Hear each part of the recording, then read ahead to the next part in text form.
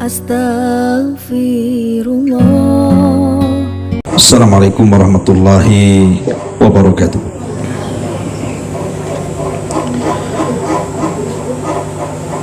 Alhamdulillah, wassalatu wassalamu ala rasulillah wa ala alihi wa sahbihi wa mawalah wa la hawla wa la quwata illa billahi wa ba'du. Alhamdulillah, di sore hari ini kembali bisa duduk untuk bertalabul ilmi. Salawat dan juga salam kita hadiahkan kepada Rasul kita Nabi besar Muhammad sallallahu alaihi wa ala alihi wasallam. Kita lanjutkan kajian kita, masih membahas kitab Firqatun Najiyah, dan kita masuk pada bab macam-macam dari syirik kecil. Di sini mu'alif rahimahullah ta'ala mengatakan syirik kecil adalah setiap perantara yang mungkin menyebabkan kepada terjadinya syirkul akbar, syirik besar. Ia belum mencapai tingkat ibadah, tidak menjadikan pelakunya keluar dari Islam, akan tetapi dia termasuk dari dosa-dosa besar. Ma'asyiral muslimin wal muslimat rahimani wa rahimakumullah. Kalau kita bicara tentang masalah dosa, maka dosa terbesar dalam hidup manusia adalah ketika seseorang menyekutukan Allah subhanahu wa ta'ala dengan yang lainnya. Karena sekecil-kecilnya syirik tetap sebesar-besarnya dosa di antara dosa besar. Jadi sekecil-kecilnya syirik, dosanya itu jauh lebih besar dibandingkan dosa zina, dosa khamr, dosa judi, dan begitu seterusnya. Kenapa demikian? Karena kesyirikan itu adalah kejahatan kepada Allah subhanahu wa ta'ala. Kalau kita melihat bagaimana para nabi takut akan dosa ini, dan dosa kesyirikan ini pasti akan berlaku, bahkan kepada orang yang mengucapkan dua kalimat syahadat sekalipun, dia masuk ke dalam ranah kesyirikan. Lah itu disebut syirkul asghar, syirik kecil. Ibrahim alaihi salatu wassalam sampai berdoa kepada Allah subhanahu wa ta'ala, wajnubni wa baniya an na'budal asnam. Ya Rabb, jauhkan aku dan anak keturunanku dari menyembah berhala. Kalau sekelas Nabi Ibrahim saja berdoa kepada Allah bahwa dia minta kepada Allah untuk dijauhkan dari dia kesyirikan dan anak keturunannya, dan mustahil Ibrahim melakukan kesyirikan, tapi karena bahayanya dosa ini sampai-sampai Ibrahim juga mengatakan demikian, agar dijauhkan kesyirikan itu dari dirinya dan dari anak turunannya, menunjukkan bahwa syirik ini memang dosa yang teramat sangat bahaya. Walaupun dosa itu atau syirik itu jenisnya syirkul asghar, syirik kecil, apalagi syirkul akbar. Ma'asyiral muslimin yang dimuliakan Allah azza wa jalla, di sini kita akan membahas tentang macam-macam syirik kecil. Dan mu'alif rahimahullahu ta'ala menyebut yang pertama kali masalah riya. Masalah riya. Apa itu riya?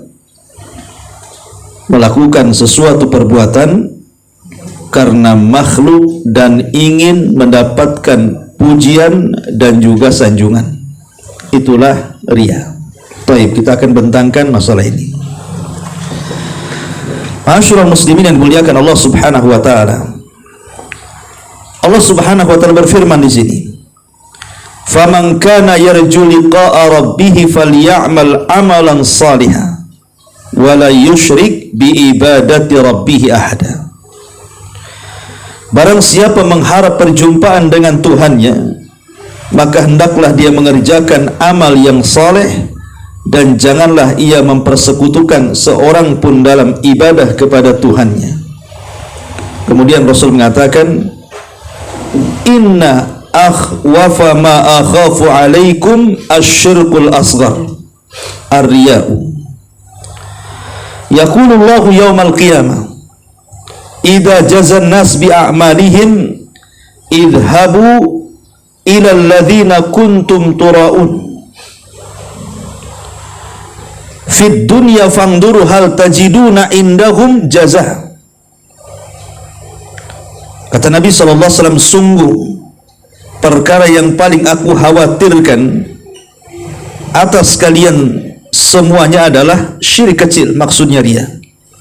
Karena nanti pada hari kiamat, ketika memberi balasan manusia atas perbuatannya, maka Allah akan berfirman, pergilah kalian kepada orang-orang yang kalian tunjukkan amalan kalian kepadanya di dunia, lihatlah apakah engkau dapati balasan dari sisi mereka. Ma'asyiral muslimin yang dimuliakan Allah Subhanahu wa taala, dua dalil ini yang dipakai oleh mu'alif rahimahullahu taala cukup bagi kita memberikan sebuah keterangan tentang bahayanya sebuah dosa yang namanya syirkul asghar, riya. Apa itu riya? Kemudian apa saja bahayanya? Bagaimana cara mengobatinya? Dan bagaimana kisah-kisah para ulama salaf ketika mereka menjauh daripada riya? Inilah ringkasan pembahasan yang kita akan bahas di sore hari ini. Ma'asyiral muslimin yang dimuliakan Allah Subhanahu wa taala, kita tahu bahwa riya itu lawan daripada ikhlas. Dan ikhlas itu sesuatu yang berat bagi seorang hamba. Sampai-sampai dikatakan oleh Sufyan Ats-Tsauri rahimahullahu taala, ma'allajtu syai'an asyad alayya min niyati innaha tataqallab alayya. Kata Sufyan Ats-Tsauri rahimahullahu taala, tidak ada sesuatu penyakit yang sangat berat untuk diobati melebihi penyakit yang ada pada niatku. Kenapa demikian? Karena hati itu mudah berubah-ubah. Hati kita ini kan mudah berubah-ubah. Hari ini karena Allah, besok pula karena selain Allah.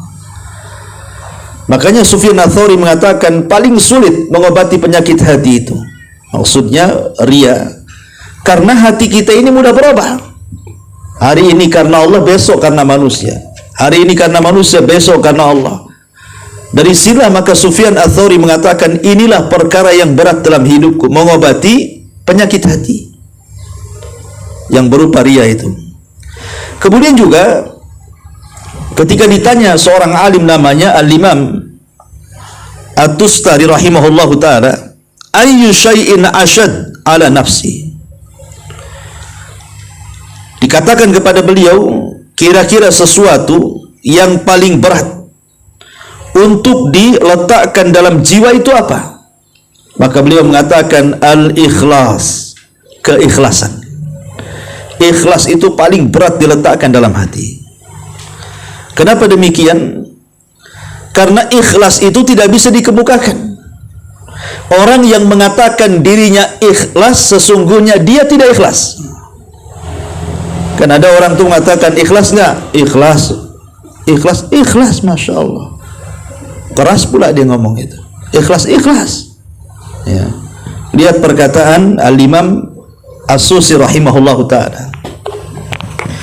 Beliau mengatakan, al-ikhlasu faqdu ru'yatil ikhlasi, fa inna man syahada fi ikhlasihil ikhlasa faqad ihtaja ikhlasuhu ila ikhlasin.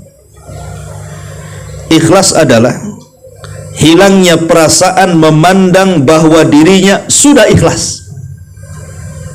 Jadi ikhlas itu adalah menghilangkan perasaan memandang bahwa dirinya sudah ikhlas.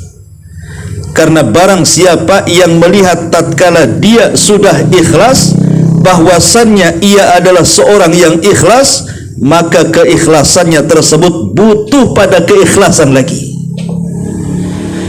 Dari sini kita tahu bahwa orang yang mengatakan saya ikhlas itu sesungguhnya tidak ikhlas. Dan orang yang mengatakan saya ikhlas, sesungguhnya orang ini perlu diikhlaskan lagi. Karena ikhlas ini bukan ucapan kita, ikhlas itu perbuatan hati. Makanya Yusuf Ibnu Al-Husain Ar-Razi rahimahullahu ta'ala juga mengatakan, a'azzu syai'in fid dunya al-ikhlas. Wa kam ajtahidu fi isqatir riya'i ala wa kam ajtahidu fi isqatir riya'i an qalbi wa ka'annahu yambutu fihi ala launin akhar. Beliau mengatakan perkara yang paling berat di dunia adalah ikhlas. Betapa sering aku bersungguh-sungguh untuk menghilangkan riya dari hatiku, akan tetapi seakan-akan riya tersebut kembali muncul dalam hidupku. Ini yang ngomong Al-Imam Ar-Razi, seorang alim besar, ulama salaf. Ya. Dia mengatakan setiap hari loh aku bersungguh-sungguh menghilangkan riya itu, tapi selalu datang lagi. Kalau sekelas Al-Imam Ar-Razi rahimahullahu ta'ala mengatakan seperti itu, apalagi kita ini, kita siapa kan gitu. Belajar aja kurang. Tentu riya jauh lebih dekat kepada kita dibandingkan ikhlas. Masalahnya, pertanyaan pun muncul. Kenapa manusia itu paling suka dipuji orang? Kenapa paling senang? Kita kalau dipuji orang kok kayaknya senang banget gitu ya. Besar kepala, besar hidungnya. Kalau perlu ambil kaca langsung ngaca gitu ya. Ada apa dengan saya? Ini kan pertanyaan nih. Kenapa kita kok suka dipuji orang? Karena hati kita ini terpaut kepada manusia jauh lebih besar dibandingkan keterpautan hati kita kepada Allah. Itu masalahnya. Jadi ketergantungan hati kita kepada manusia itu jauh lebih besar dibandingkan ketergantungan kita kepada Allah. Itu yang menjadikan kenapa kita kalau dipuji itu saling senang sekali. Karena berhajatnya kita kepada manusia dibesarkan dibandingkan berhajatnya kita kepada Allah Azza wa Jalla. Padahal ikhwatu fiddin yang dimuliakan Allah Azza wa Jalla, logika. Ya, logika saja. Kalau seandainya saya buat makanan lezat, enak, ya, kemudian saya hadiahkan kepada antum, kemudian antum kasih makanan itu kepada tamu antum, kemudian tamu ini merasa lezat makanan yang antum kasih kepadanya, kemudian dipujilah makanan itu. Sebenarnya yang memuji itu, dia sedang memuji antum atau memuji saya yang membuat makanan itu? Kan begitu logikanya kan? Ya.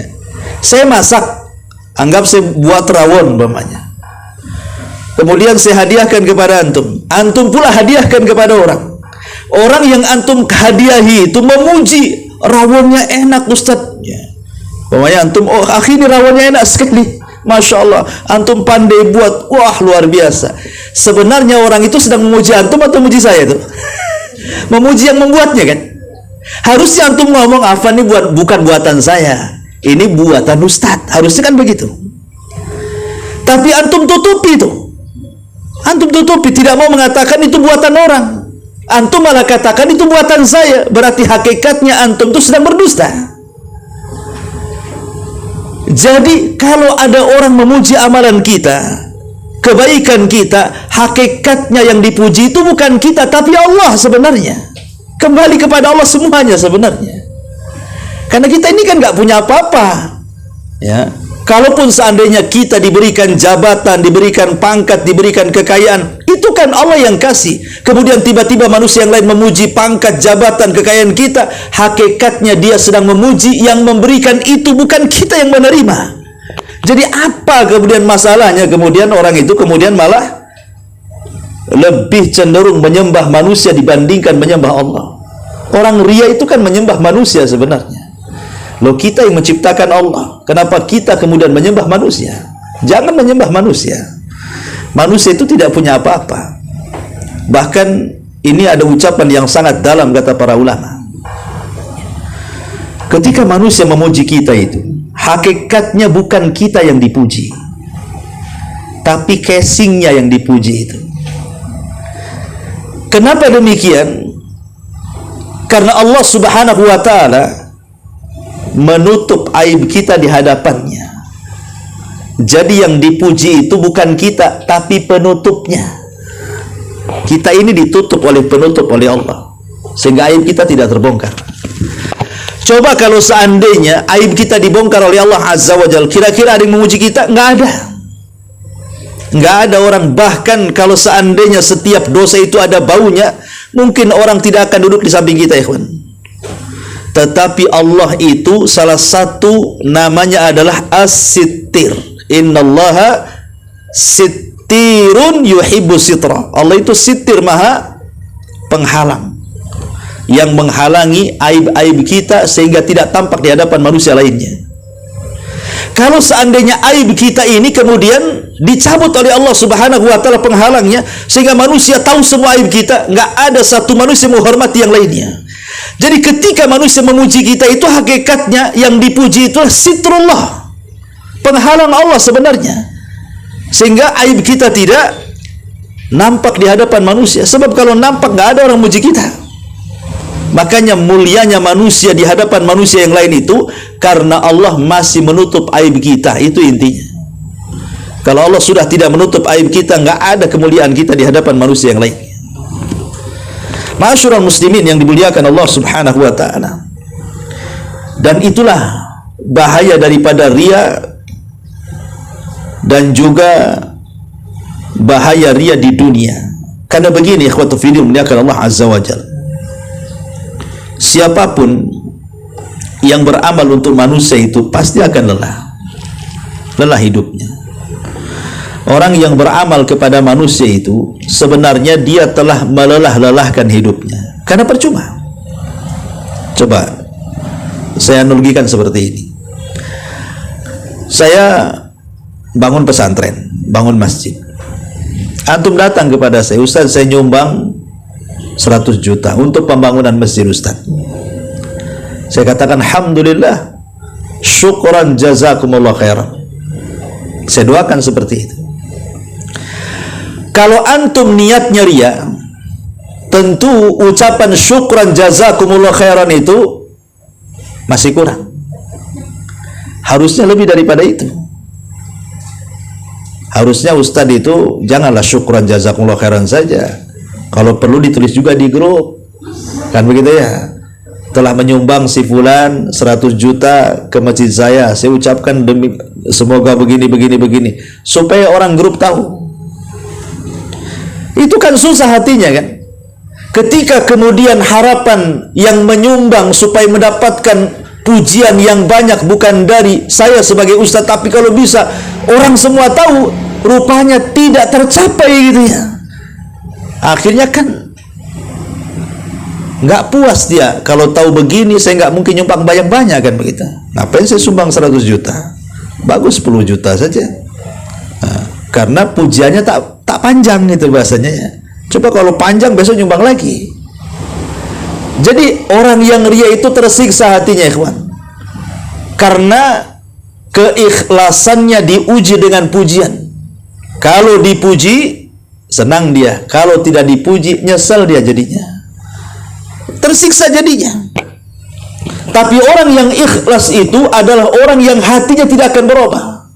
Mau dipuji ya tetap seperti itu, mau dicela ya tetap seperti itu. Itulah orang ikhlas. Dia menyamakan antara pujian dan celaan.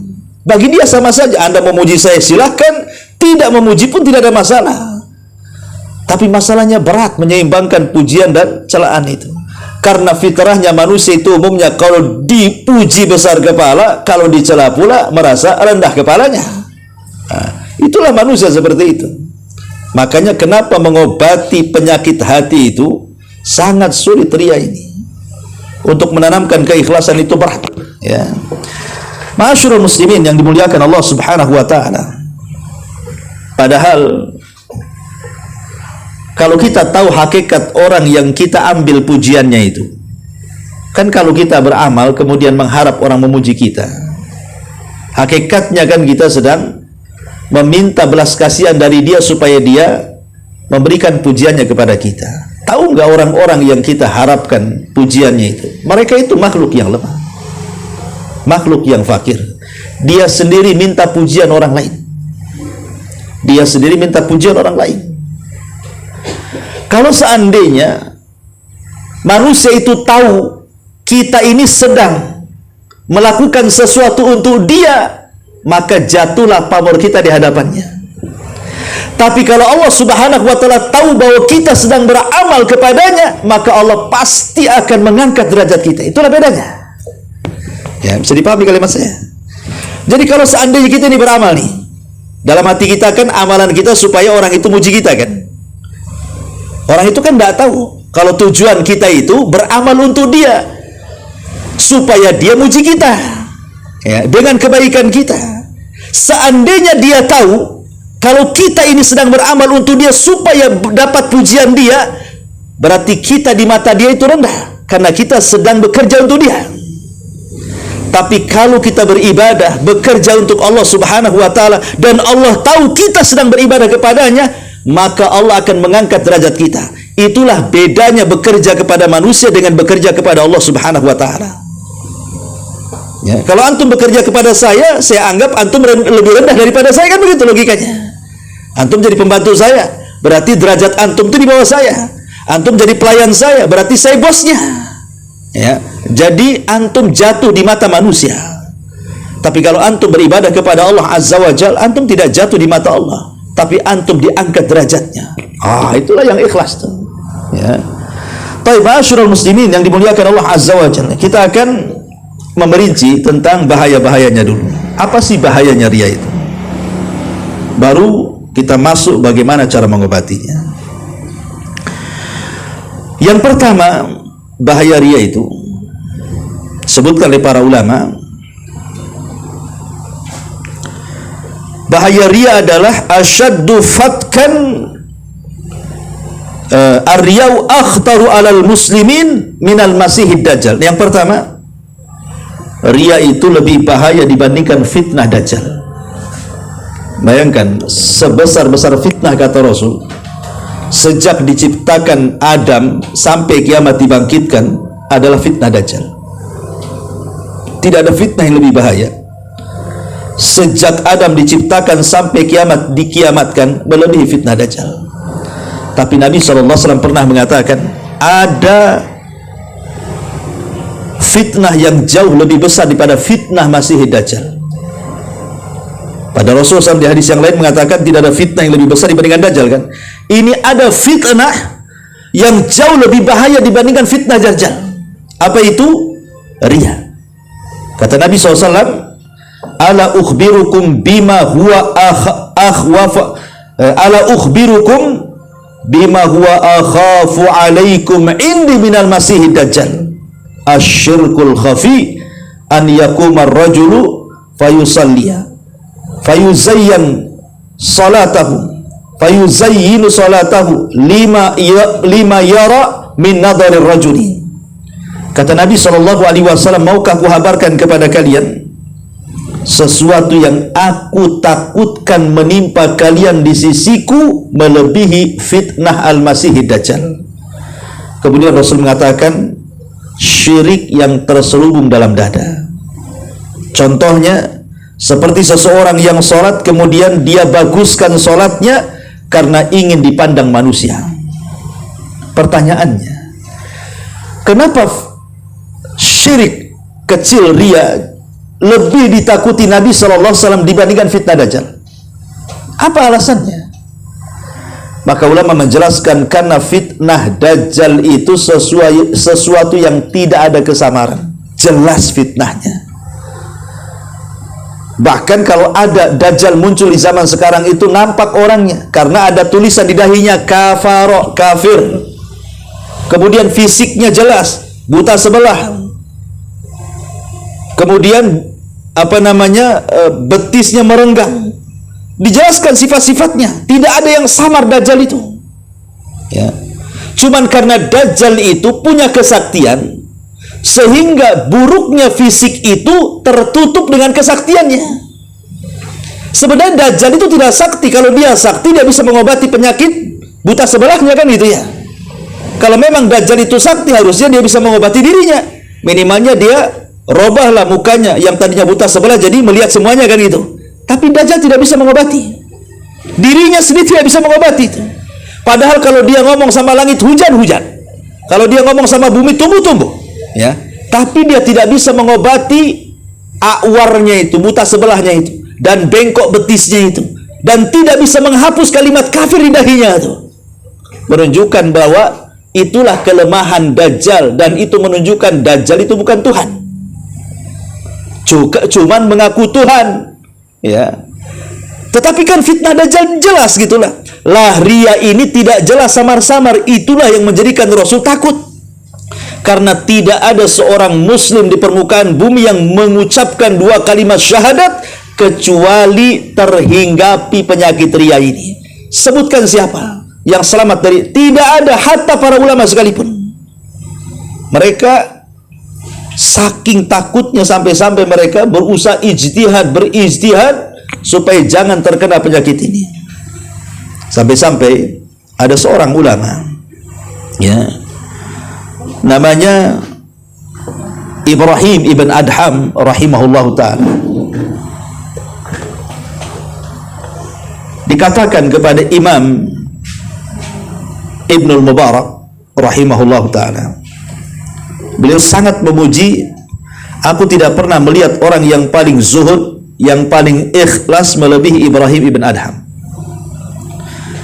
Kemudian diceritakan, jadi seorang laki-laki, bukan Ibrahim ibn Adham, namanya Bishr al-Hafi, saya lupa, Bishr al-Hafi rahimahullahu ta'ala.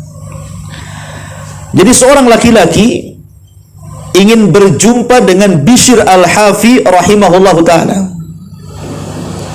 Namanya Hamzah ibnu Dahqan. Hamzah ibn Dahqan ini satu hari ingin berjumpa dengan Bishr al-Hafi. Dan Bishr al-Hafi ini ma'ruf seorang ahli ibadah, seorang yang sangat zuhud sekali. Lah Hamzah ini mengatakan kepada Bishr, ya Bishr, aku ingin satu hari kumpul bersamamu, ya berbincang-bincang soal agama, tanya jawab, meminta nasihat dan begitu seterusnya. Kata Bishr al-Hafi, la ba'sa, tidak ada masalah. Kira-kira kapan kau mau datang ke sini? Tentukan harinya, bulannya, tahunnya. Saya akan siapkan waktu untukmu. Kata Bishr al-Hafi rahimahullah ta'ala.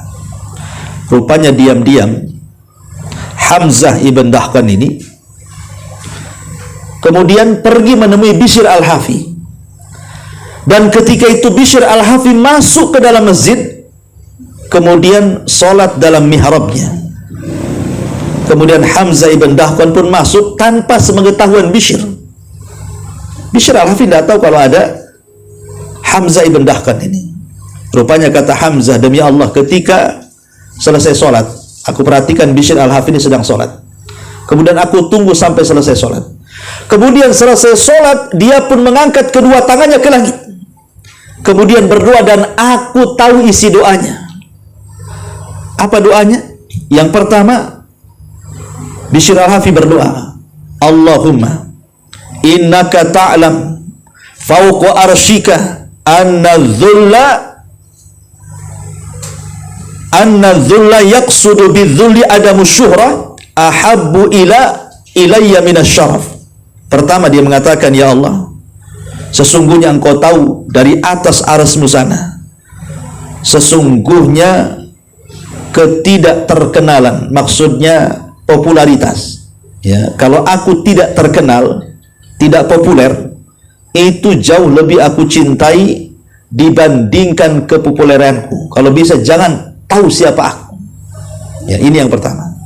Kemudian yang kedua, Allahumma innaka ta'lam fawqa arsyika annal faqra ahabbu ilayya minal ghani.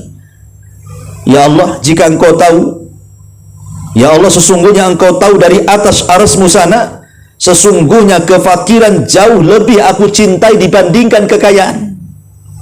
Kemudian yang ketiga kata Bishr al-Hafi, Allahumma innaka ta'lam fawqa arsyika anni la uthiru alayya hubbaka syai'an.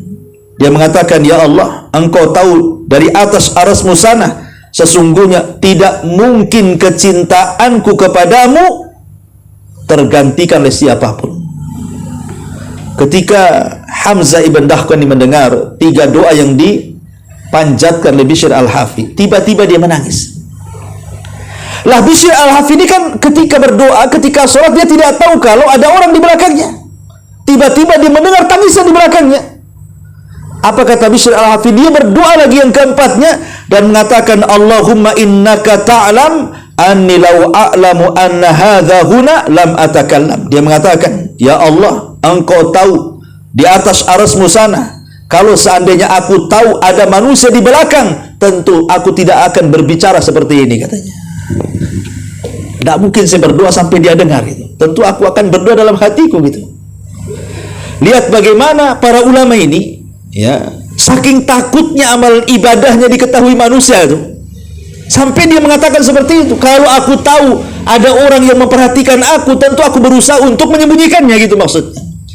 Tapi kan di zaman sekarang mana yang ada justru mengeluarkannya, bukan menyembunyikannya. Kalau perlu orang semua tahulah bahwa yang melakukan ini itu saya, kan begitu ya. Itulah bedanya kita dengan para ulama dulu. Makanya kenapa kemudian riya ini sesuatu yang sangat dahsyat melebihi fitnah Dajjal. Ini yang pertama. Kemudian yang kedua, disebutkan para ulama bahwa riya ini asyaddu fatkan minadh-dhi'bi fil ghanami. Riya ini jauh lebih dahsyat kerusakannya dibandingkan serigala saat menerkam seekor seekor kambing. Sebutkan dalam hadis Nabi SAW mengatakan, ma dhi'bani ja'iani ursila fi ghanamin bi afsada min hirsil mar'i 'alal mali wasyarafi lidini. Tidaklah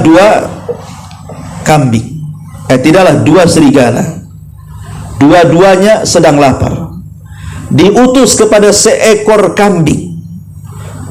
Maka apa yang terjadi? Dua serigala lapar dikirim kepada seekor kambing.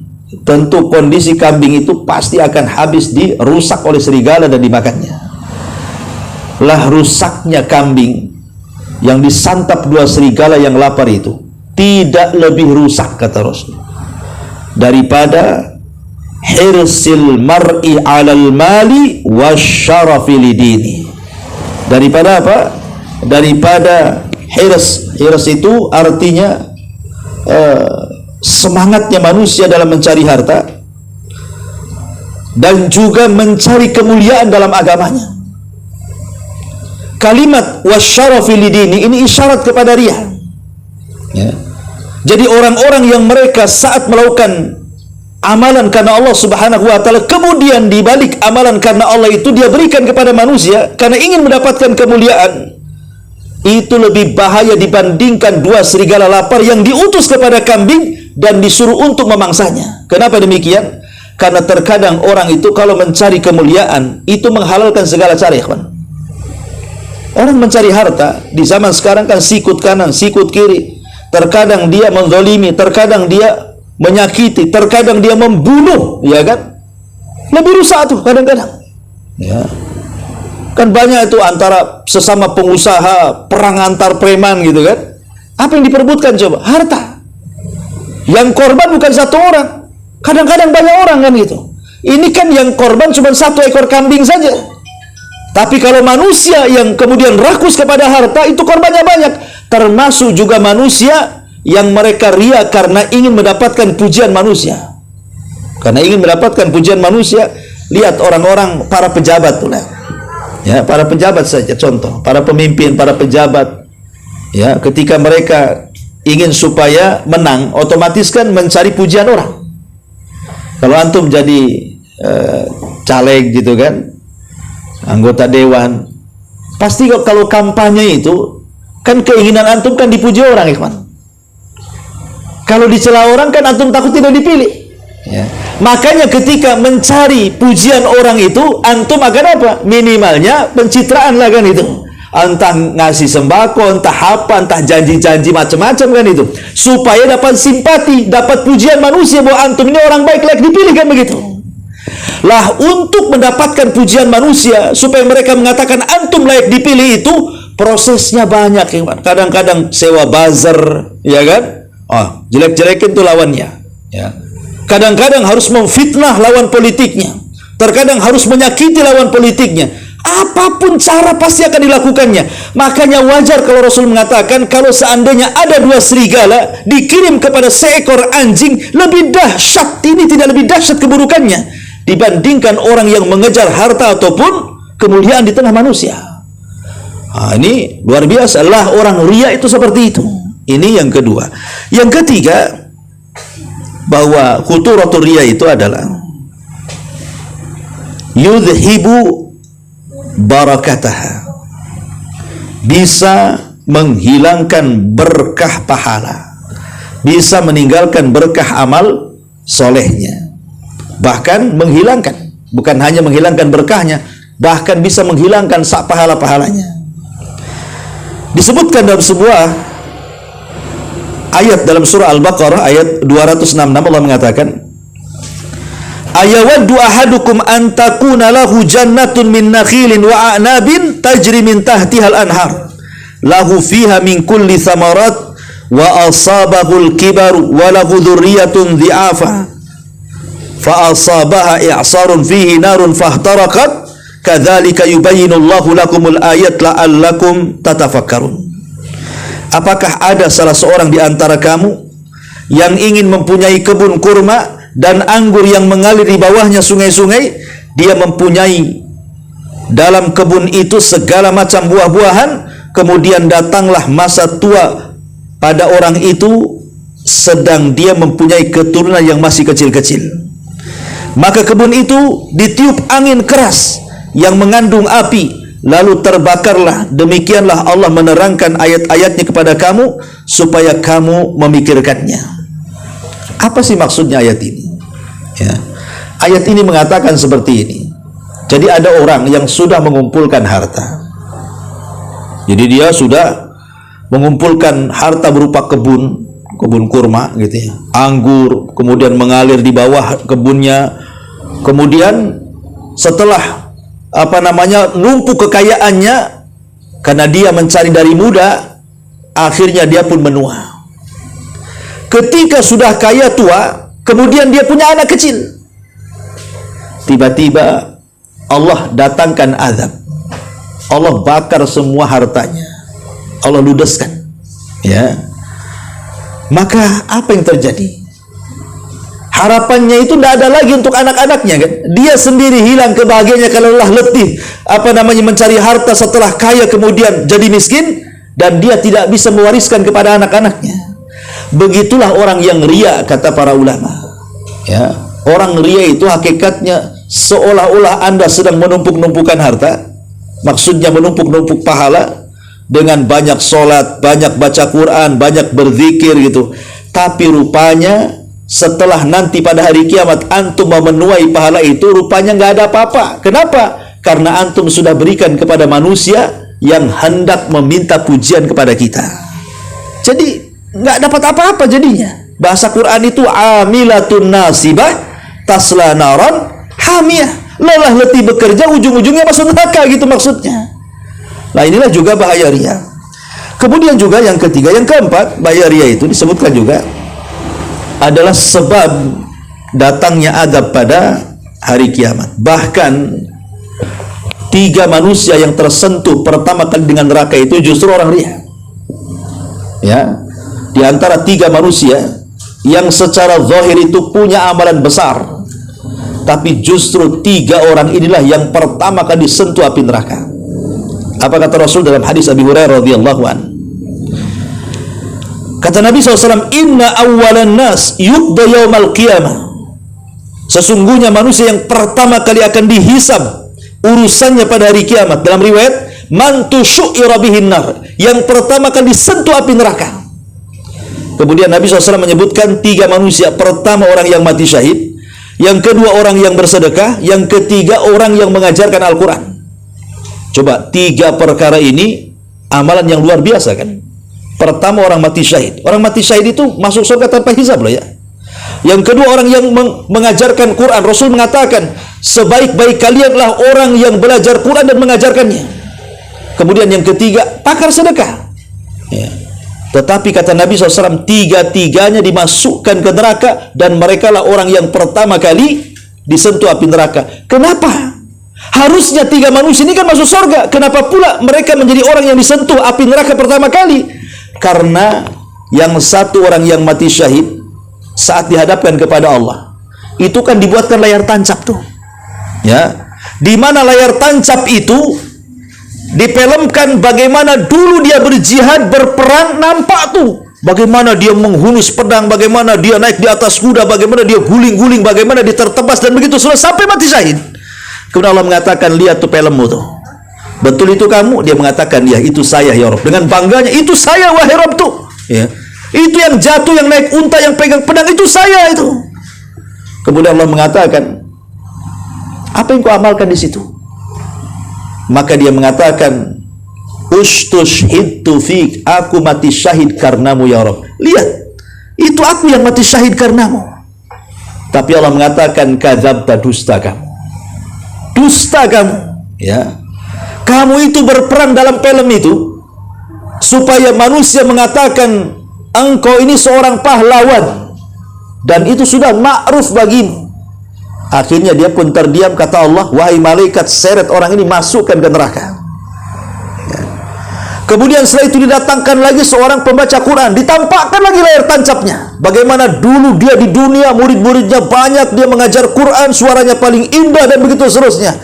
Kemudian Allah mengatakan, betul itu kamu tuh? Oh ya, itu saya ya Rabb ya. Kemudian Allah mengatakan, madza amilta fi, apa yang kau amalkan di situ? Dia mengatakan, qara'tu fikal Quran, aku baca Quran untukmu loh ya. Lihat bagaimana aku setiap hari lelah letih mengajarkan manusia, itu untukmu ya Rabb. Tapi Allah mengatakan, kadzabta, dusta kamu. Dusta, engkau mengajar Quran itu supaya orang mengatakan kau seorang qari, seorang pembaca Quran hebat, dan itu sudah ma'ruf darimu. Maka Allah memanggil malaikat, seret, masukkan dia ke neraka.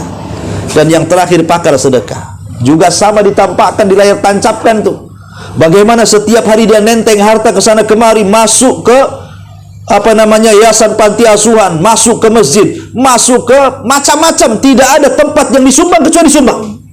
Sampai Allah mengatakan, betul itu kamu? Oh iya Rabb, itu saya itu yang nenteng-nenteng harta untuk saya sedekahkan tuh, saya itu setiap hari, setiap detik, setiap bulan itu. Tidak ada tempat yang butuh sumbangan kecuali aku sedekah di situ. Kemudian Allah mengatakan, untuk apa kau bersedekah di situ? Dia mengatakan, tasaddaqtu fika ya Rabb, aku bersedekah karenamu. Tapi Allah mengatakan, kadzabta, dusta. Dusta kamu. Engkau bersedekah itu supaya orang mengatakan engkau ini seorang dermawan, bukan karena aku. Maka Allah katakan kepada para malaikat, seret, masukkan ia ke neraka. Lihat, dari sini menunjukkan 3 orang ini harusnya masuk surga, justru orang yang pertama disentuh api neraka. Apa dosanya coba? Apakah dosanya membunuh orang? Dia tidak membunuh orang. Apa dosanya mendzalimi orang? Dia tidak mendzalimi orang. Dia tidak mengambil hak orang. Dosanya cuma satu ya, karena dia beramal bukan karena Allah. Ria, karena ingin dipuji orang. Itu yang menjadikan dia masuk neraka ya. Makanya ini yang keempat, bahwa diantara azab bagi orang ria adalah penyebab datangnya azab. Baik, karena waktu juga yang singkat. Kemudian yang nomor 5, ria bisa mewarisi az-zul was-sighar, kehinaan dan juga kerendahan. Karena nanti pada hari kiamat Rasul mengatakan, man samma'a samma Allahu bi, wa man yura'i yura'illahu bi. Barang siapa yang memperdengarkan amalannya kepada manusia, maka Allah akan memperdengarkan tentangnya kelak pada hari kiamat. Dan barang siapa yang memperlihatkan riya karena manusia, maka Allah akan memperlihatkan tentangnya pada hari kiamat. Jadi Allah akan mempermalukan kita pada hari kiamat. Ya, dia nyumbang itu bukan karenamu, bukan karenaku, tapi karena dia begini. Malu dia di hadapan manusia kelak pada hari kiamat. Kemudian yang nomor 6, riya itu bisa mengharamkan tidak mendapatkan pahala sama sekali dan tidak dapat bagian kelak pada hari kiamat. Kemudian juga riya menyebabkan kelemahan bagi kaum muslimin. Karena Rasul mengatakan innama yansurullahu li hadhil ummah bi dhaifiha bi da'watihim wa salatihim wa ikhlasihim. Sesungguhnya Allah menolong umat ini dari orang-orang lemahnya karena doa mereka, salat mereka dan keikhlasan mereka. Ini menunjukkan bahwa ikhlas lawan daripada riya. Berarti kalau ikhlas kuatlah umat ini, kalau riya lemahlah umat ini.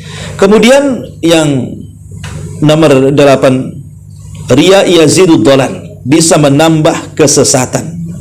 Sebagaimana disebutkan dalam Al-Qur'an, yukhadi'una Allah walladzina amanu wa ma yakhda'una illa anfusahum wa ma yash'urun fi qulubihim maradun fazadahumullahu marada wa lahum adzabun alimun bima kanu yakdzibun. Mereka hendak menipu Allah dan orang-orang yang beriman, dan tidaklah mereka menipu kecuali mereka sedang menipu diri-diri mereka sendiri dan mereka tidak sadar dalam hati mereka ada penyakit, maka Allah tambah penyakitnya, Allah tambah sesatnya, gitu maksudnya. Maka orang riya itu justru menambah kesesatan dan banyak lagi. Ya, taib. Sekarang masuk bagaimana cara mengobatinya secara ringkas. Bagaimana cara mengobati ikhlas? Apakah perlu kita datang ke awal bros atau kemana gitu, ke rumah sakit, tolong dok bedah dada saya, ambil jantungnya, jangan kau pasang lagi. Ya, kira-kira hidup nggak tuh orang tuh? Matilah, nggak ada jantungnya. Ya, bukan begitu mengobati, karena mustahil mengobati riya seperti itu. Ya. Yang pertama, al-ihtimam binadharil khaliq lal makhluk. Berikan perhatian, pandang Allah, jangan pandang makhluk. Pandang Allah, jangan pandang makhluk. Kenapa kita harus memandang Allah dan tidak memandang makhluk? Karena makhluk ini fakir, Allah ini kaya. Makhluk ini bergantung kepada Allah dan Allah tidak pernah bergantung kepada makhluknya. Bahkan orang yang kita gantungi, dia pun mencari gantungan kepada Allah Azza wa Jalla. Lalu buat apa kita bergantung kepada orang yang dia sendiri mencari gantungan? Maka Allah Subhanahu wa ta'ala adalah zat yang maha segalanya. Yang kedua, istiwa'ul zahir wal batin. Samakan perkara itu, baik yang tampak ataupun yang tidak tampak. Kita beribadah saat ramai orang dan ketika beribadah saat sepi orang, samakan. Ya, jangan ketika ramai orang panjang pula rakaatnya, ya, bagus pula suaranya. Ketika sendirian ngebut pula sholatnya. Kemudian tidak baca surat Al-Fatihah langsung ruku lagi. Nah, ini kan parah ini kan. Karena bukan mengejar pahala, itu ngejar rakaat namanya. Yang penting cepat selesai, rukun-rukunnya terpenuhi, soal wajib sunnahnya lewat. Ya. Jadi kalau bisa samakan antara ibadah di hadapan orang dengan ibadah ketika tidak ada orang. Kemudian yang ketiga, samakan juga al-madhi wad-dam. Samakan juga antara celaan dan juga pujian. Ingat, hati orang besar itu tidak akan berubah. Hati orang mulia itu tidak akan berubah. Bahasa ulama itu qulubul udhama la tataghayyar. Hati orang mulia itu tidak akan berubah. Ya, mau dicela silahkan, mau dipuji silahkan. Bukan karena pujian saya terangkat, bukan pula karena celaan saya jatuh. Karena sehebat apapun manusia memuji kita, atau sehebat apapun manusia mencela kita, jangan sampai kita menjadi mulia karena pujian, jatuh pula karena celaan. Tapi samakan saja. Karena terkadang orang-orang yang memuji kita saat kita di atas, dia pula yang meletakkan tangan di muka saat kita jatuh. Lalu apa gunanya? Nggak ada gunanya jadinya. Ya, makanya samakan antara pujian dan juga celaan. Memang agak berat gitu ya, karena hati manusia itu kan cenderung ingin dipuji, itu masalahnya. Dan harus dilatih. Harus dilatih memang betul-betul. Kemudian juga yang keempat, adamu ru'yatil a'mal. Jangan terlampau menghitung-hitung amal sendiri. Saya kan sudah sholat, saya sudah zakat, saya sudah puasa, apa lagi ya? Jangan begitu. Ya. Jangan pernah menghitung-hitung amal. Yang penting beramal saja. Kalau orang menghitung-hitung amal itu nanti cenderung riya masalahnya. Saya masih mending daripada dia. Gitu nantinya. Ya. Masih mending saya masih sholat malam, dia nggak pernah sholat malam tuh. Ya. Saya masih mending hadir di pengajian, itu nggak pernah hadir pengajian. Ngapain coba membanggakan diri? Itu riya, itu sama dengan riya itu. Ya. Kemudian juga yang nomor 5, nisyanu iqtida'i thawabil amal fil akhirah. Melupakan pahala amalan kelak pada hari kiamat. Artinya jangan berpikir bagaimana nanti, bagaimana esok. Beramal saja, gitu maksudnya. Ya. Dan serahkan kepada Allah Subhanahu wa taala, semoga amal yang kita lakukan itu berpahala. Ma'asyiral muslimin yang dimuliakan Allah Subhanahu wa taala. Kemudian juga karena begini, ikhwatu fillah dimuliakan Allah Azza wa Jalla. Ya. Makhluk ini, makhluk yang kita harapkan pujiannya, memang terkadang harapan itu kita dapati. Umpamanya kita ini niat supaya antum uji saya. Kemudian saya berusaha untuk berbuat baik kepada antum. Ya. Memang hakikatnya orang yang berbuat baik pasti akan dapat pujian. Kan begitu, orang berbuat baik itu pasti dapat pujian, tidak mungkin tidak dapat pujian. Ya. Walaupun tidak semua orang berbuat baik itu dipuji orang, tapi umumnya orang berbuat baik itu pasti dapat pujian tuh. Tapi tidak semua orang berbuat baik dapat pujian. Karena ada orang yang berbuat baik dapat celaan juga. Ada orang yang mudah memaafkan, dibilang bodoh. Ya, bodoh kali, lawanlah, apa yang dimaafin katanya. Ya kan begitu. Padahal baik memaafkan itu. Ada orang yang senyum, padahal baik ingin sedekah dengan senyumnya. Dia bilang, pasti ada maksudnya senyum-senyum ini. Ngapain dia senyum-senyum? Pasti mau pinjam uang nih. Padahal tidak ada niat itu, karena senyum-senyum saja kan. Supaya ingin mengamalkan tabassumuka li akhika sadaqah. Senyum kamu untuk saudaramu itu sedekah. Dia ingin mengamalkan itu, tapi orang mandangnya lain pula. Ya, kayak kisah seorang anak dengan bapak yang naik keledai dari kampung ke kampung. Kan ada kisahnya tuh. Ya. Jadi ada 2 orang, satu bapak, satu anak, bawa keledai. Ketika masuk satu kampung, bapaknya yang naik keledai, anaknya pula yang jalan kaki. Apa kata orang kampung itu? Tega betul bapak tuh katanya. Masa anaknya sudah jalan kaki katanya. Kemudian masuk ke kampung berikutnya, kata bapaknya, nak nggak bisa, saya dibicarakan orang, kau aja yang naik, aku yang jalan katanya. Kata kampung yang kedua, terbalik pula, kurang ajar betul anak tuh katanya. Masa bapaknya suruh jalan katanya.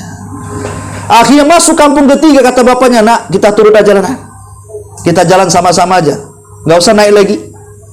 Apa kata orang kampung? Bodoh kali, punya keledai nggak ditunggangi katanya. Ya. Akhirnya masuk kampung yang keempat, kalau gitu kita tunggangi aja nah.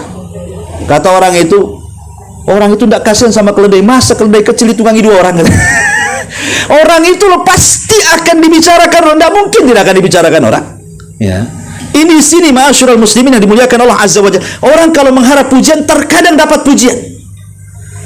Karena Allah sendiri yang mengatakan dalam Al-Qur'an, ya. Perhatikan Allah Subhanahu wa taala mengatakan, "Man kana yuridu al-hayatad dunya wa zinataha nuwaffi ilaihim a'malahum fiha wa hum fiha la yubkhasun." Barang siapa yang menghendaki kehidupan dunia dan perhiasannya, niscaya kami berikan kepada mereka balasan pekerjaan mereka di dunia dengan sempurna. Kalau Anda ingin pujian, terkadang Allah kasih pujian itu. Tapi ingat, pujian itu hanya di dunia saja. Dan Allah katakan, ulaikal ladzina laisa lahum fil akhirati ilan nar. Orang-orang itu tidak akan mendapatkan apapun di akhirat kecuali neraka. Lalu buat apa? Kalau di akhirat nggak dapat apa-apa masuk neraka, ketika dunia dapat pujian. Sementara usia kita ini tidak lama, ya. Dan pujian pun hanya sebentar saja, hanya lewat di tenggorokan kemudian keluar, habis itu selesai. Ya. Kemudian kita mati masuk neraka, kan nggak ada gunanya tuh. Ya. Maka dari sini, ma'asyiral muslimin yang dimuliakan Allah Azza wa Jalla, bahwa penyakit riya ini penyakit yang bahaya. Sampai-sampai Hammad ibn Salam mengatakan, man talabal hadis li ghairillah mukira bihi. Barang siapa yang mencari hadis bukan karena Allah, maka dia akan dibuatkan makar. Maksudnya apa? Terkadang begini, ada orang yang ketika dia di dunia ingin berbuat baik, tetapi ingin dipuji orang. Tapi ketika dia jatuh justru ditinggal orang. Ya kan? Ketika dia berbuat baik saja, oh manusia tepuk tangan sama dia, memuji dia, membesar-besarkan. Ketika dia jatuh, habis pujiannya. Coba kayak orang-orang ya, ketika dia menjabat, entah jadi jenderal, entah jadi menteri, entah jadi presiden, ketika dia menjabat, semua kebaikannya masuk media, dielu-elu, oh ini pejabat bagus, pejabat ini macam-macam lah. Ketika jatuh jadi purnawirawan, tidak menjabat, tidak jadi presiden, dihantam oposisinya. Itu presiden jelek, habis lah dia kan. Kalau ketika dia beramal menjadi presiden, menjadi menteri, itu karena Allah, insya Allah pujian itu akan langgeng. Baik ketika dia menjabat atau ketika lengser dari pejabat. Tapi kalau dia beramalnya bukan karena Allah, tapi karena ingin memuji manusia, maka manusia itu akan memuji ketika Anda di atas saja, ketika Anda di bawah, pasti manusia kembali mencelanya. Begitulah kata Hammad ibn Salamah, man talabal hadith li ghairillah mukira bihi, katanya. Siapa yang mencari hadis bukan karena Allah, maka dia akan dibuat makar dalam kehidupannya. Ya. Baik, ma'asyiral muslimin yang dimuliakan Allah Azza wa Jalla. Ini juga di antara solusi. Bagaimana caranya supaya tidak jatuh kepada riya tadi. Kemudian juga yang selanjutnya al-hirsu ala kitmanil amal wa ikhfaihi. Bersemangat untuk menyembunyikan amal dan tidak menampakkan kepada manusia. Dan ini sangat berat sekali ya, karena kalau kita melihat beberapa kisah poin yang ini, contoh saja dijelaskan Abdurrahman ibn Abi Layla, beliau sholat di rumahnya, fa idza sya'ara, kalau dia merasakan bahwa ada seseorang yang akan melihat dirinya sedang sholat, dia langsung menyegerakan sholatnya, kemudian nama ala firashihi, dia pun pura-pura tidur di atas kasurnya. Jadi kalau dia sholat nih, adalah keluarganya, entah saudaranya, entah kerabatnya, entah keponakannya gitu, mungkin terbangun dari malam, takut kalau dia seandainya ketahuan sedang sholat, dia segerakan sholatnya, kemudian salam, langsung pura-pura tidur. Bahkan dia sengaja mengorok-ngorokkan tidurnya supaya orang menyangka orang itu paling banyak tidurnya, katanya. Padahal dia orang paling banyak sholat malamnya. Nah, kalau ucapan itu kepada kita betul paling banyak tidurnya kan itu. Gitu ya. Tapi lihat bagaimana para ulama itu menyembunyikan amalnya sedemikian sampai pura-pura tidur loh. Ya. Sampai-sampai ada ulama itu kalau membaca Quran, kemudian lewat orang, itu Qurannya pura-pura ditutup sama sorbannya supaya orang tidak tahu dia sedang membaca Quran. Bahkan ada seorang alim sedang mengajar, kemudian datang kepada ayat-ayat soal azab neraka, dia pun sedih, hampir menangis. Kemudian dia berusaha untuk kemudian pura-pura bersin. Ketika ditanya ketika murid-muridnya bertanya, maka dia mengatakan aku sedang flu, katanya. Padahal sedang menangis dia. Begitulah ulama menyembunyikan amalnya, karena bagaimanapun ikhwatu fiddin muliakan Allah Azza wa Jal, bahwa menyembunyikan amal itu salah satu terberat bagi kehidupan kita, tetapi itu pula menjadi obat terbesar dalam memerangi riya. Wallahu a'lam bishawab. Pembahasan riya ini panjang sekali ya. Tidak bisa sekali dua kali pertemuan, tapi mungkin bisa kita cerna dari pembahasan kita dari awal sampai akhir betapa bahayanya penyakit riya ini. Semoga kita dihindarkan dari penyakit riya dengan doa yang diajarkan Nabi SAW. Allahumma inni a'udzubika an usyrika bika wa ana a'lam wa a'udzubika bima la a'lam. Aku berlindung kepadamu ya Rabb dari kesyirikan yang aku ketahui atau kesyirikan yang tidak aku ketahui. Bacalah doa ini selepas sholat wajib ya. Rasulullah SAW mengajarkan doa ini dibaca selepas sholat wajib. Masukkan dalam zikir sholat ya. Allahumma inni a'udzubika an usyrika bika wa ana a'lam wa a'udzubika bima la a'lam. Ya Allah, aku berlindung kepadamu dari kesyirikan yang aku ketahui atau dari kesyirikan yang aku tidak ketahui. Ya, itu salah satu juga obat supaya kita terhindar dari kesyirikan. Subhanaka wa bihamdika asyhadu an la ilaha illa anta astaghfiruka wa atubu ilaik. Allahu ta'ala. Assalamualaikum warahmatullahi wabarakatuh.